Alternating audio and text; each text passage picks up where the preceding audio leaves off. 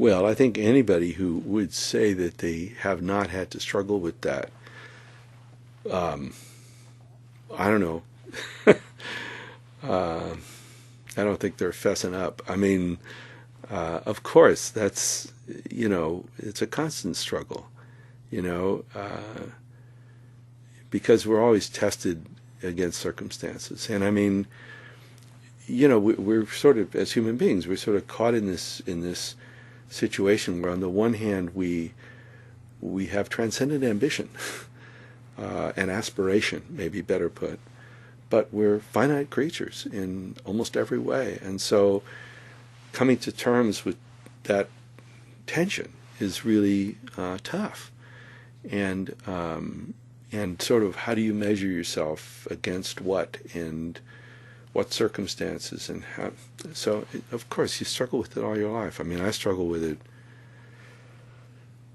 many times.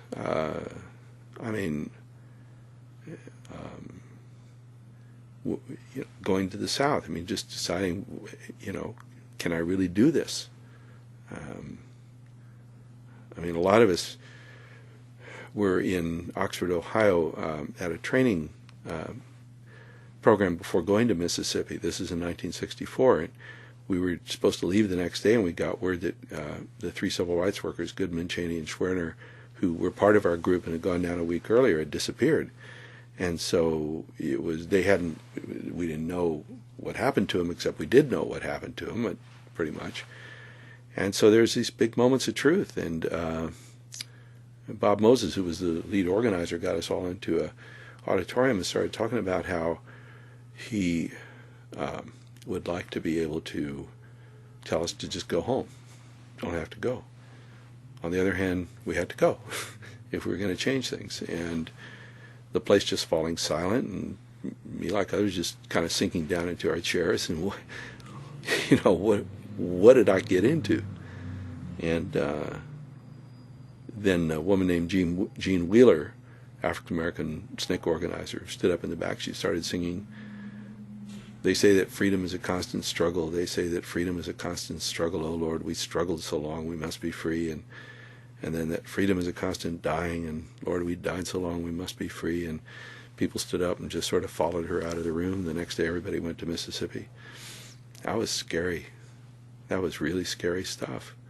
And when I went to work with the farm workers, I mean, certainly there were moments of tremendous exhilaration, but there were also moments of tremendous doubt when, everything you seem to be working for is falling apart.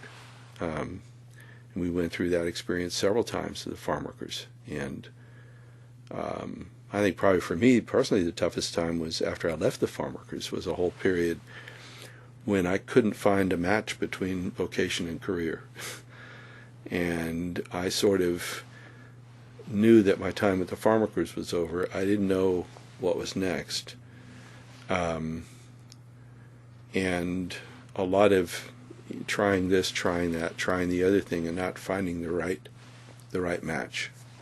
When I came back here, I mean, I didn't know that my brain synapses were still going to work. I mean, I'd been doing other stuff. I had to learn how to write an essay question. So, look, it's a lifelong struggle. And anybody who tells you that it's not so is, I don't know, they're smoking something. I mean, it's just not how it is.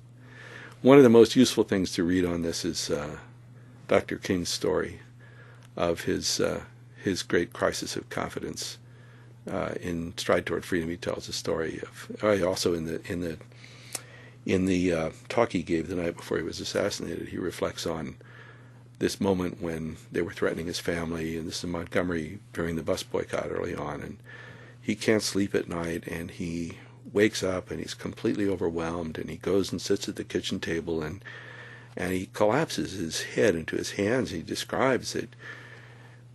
I don't know if I can do this. And that's when he asks God for help. And it begins to change for him.